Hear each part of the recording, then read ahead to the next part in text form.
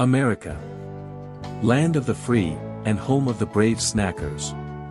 We love to brag that our snacks are all American. Baseball, tailgates, movie nights, you name it, we've got a salty, crunchy treat for it.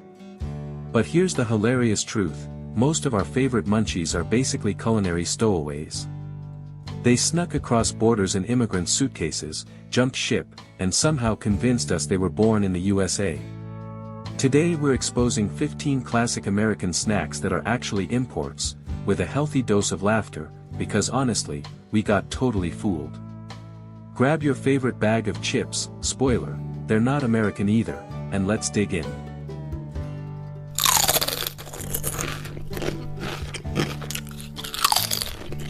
Hot dog. Back in 1880, a German immigrant named Charles Feltman set up a stand on Coney Island and started selling sausages in buns so folks wouldn't burn their fingers. Americans took one bite, looked at each other, and said, "Genius. Now I can eat meat and bread with one hand and hold my beer with the other."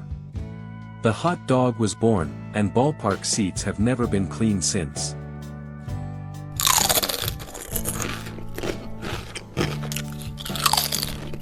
Pretzel.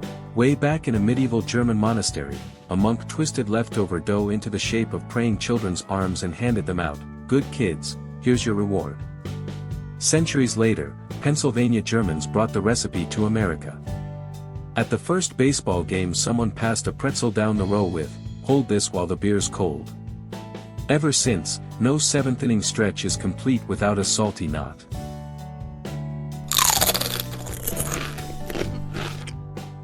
French fries. Belgian fishermen were frying potatoes as far back as the 1600s when fish was scarce.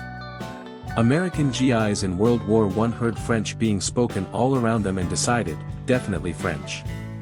They came home demanding French fries in every diner. Belgians are still sending polite correction letters that somehow get lost over the Atlantic.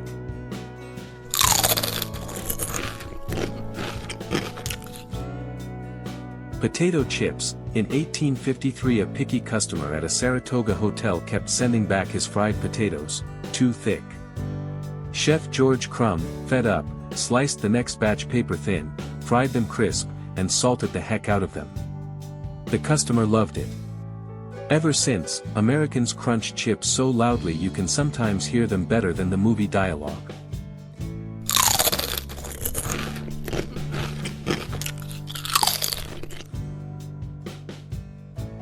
Potato chips. In 1853 a picky customer at a Saratoga hotel kept sending back his fried potatoes, too thick. Chef George Crumb, fed up, sliced the next batch paper thin, fried them crisp, and salted the heck out of them. The customer loved it. Ever since, Americans crunch chips so loudly you can sometimes hear them better than the movie dialogue.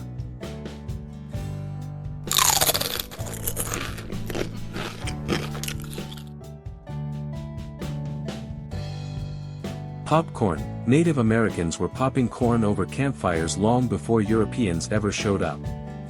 When the first popcorn machine hit theaters in 1885, Americans parked it front and center and said, "Now we can eat and watch at the same time." Butter flowed like a river, calorie counts were ignored, and movie floors got forever crunchy.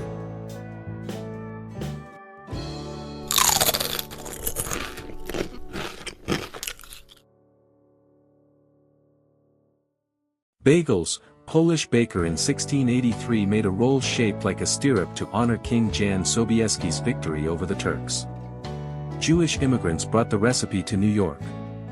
The city tasted it, slapped on cream cheese and lox, and declared, "This is breakfast now." Try starting a morning in NYC without a bagel, it's basically illegal.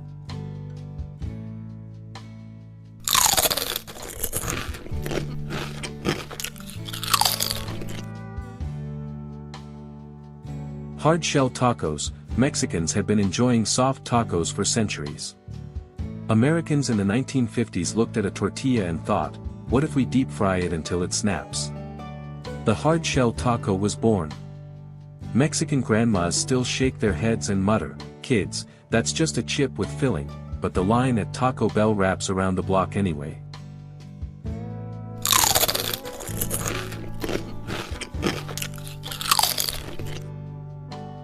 Peanuts at baseball. Peanuts reached America through the tragic history of the slave trade. By the early 1900s, vendors were yelling, "Hot peanuts," in the stands. Fans started tossing shells on the ground. 100 years later, the floor is still covered in shells, and we proudly call it ballpark atmosphere.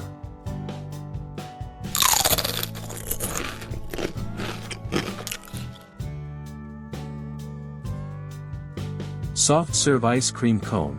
At the 1904 St. Louis World's Fair, an ice cream vendor ran out of dishes. The Syrian immigrant next door selling thin waffles rolled one into a cone on the spot. Ice cream went in, magic happened. Ever since, kids lick instead of wearing their dessert, and parents everywhere breathe a quiet thank you.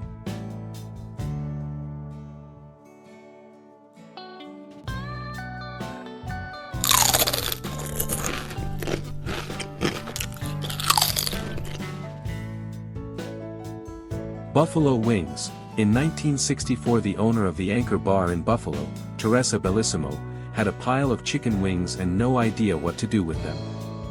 She deep-fried them, tossed them in hot sauce, and served them to her son and his friends. They disappeared in minutes. Every Super Bowl Sunday, Americans now eat billions of wings, all because one mom didn't want to waste food.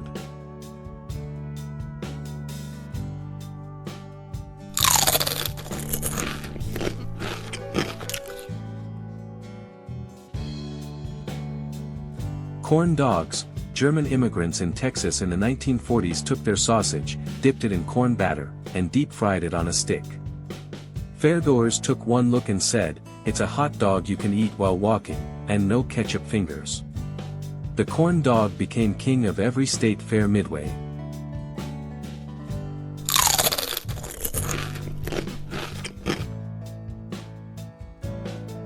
Trail mix. European climbers and Native Americans mixed nuts and dried fruit for long hikes.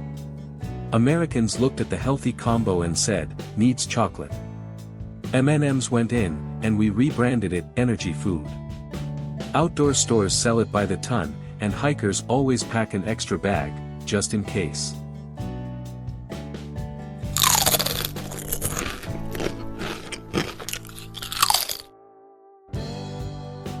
Cheese curds. Poutine fries. Canadians invented poutine, fries with cheese curds and gravy.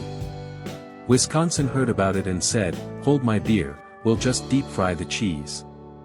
The squeaky, gooey curds became official Midwest bar food, best enjoyed with a cold one.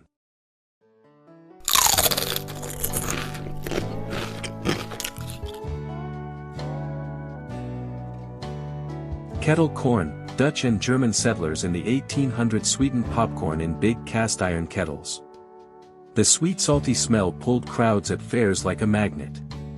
Americans took one handful and decided, this is the perfect snack, sweet and salty, just like life. No county fair is complete without a line stretching to the horizon for that fresh kettle crunch. So there you have it, America didn't invent most of our favorite snacks.